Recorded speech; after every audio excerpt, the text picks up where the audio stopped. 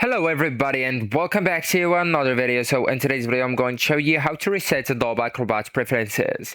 So if Adobe Acrobat is crashing, freezing, displaying unusual behavior, or certain features have stopped working, resetting its preferences can often resolve the issue. So this process restores Acrobat settings to the default state without affecting your PDF files.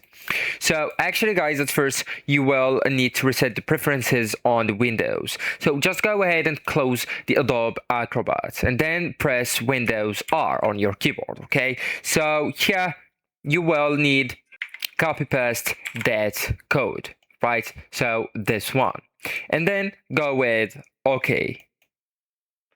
Right, so right now guys, you will need to open the folder that matches your Acrobat version. Alright, so for example the DC or 2824, 2025, etc, 2026, and then locate the preferences folder.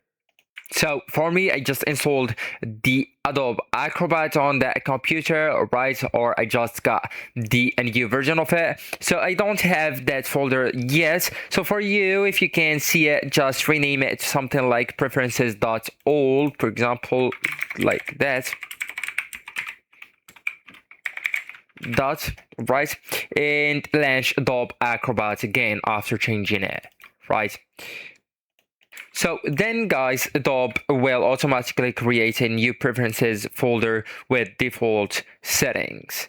So actually guys, that's it. This is the end of the video. Thank you so much for watching and goodbye.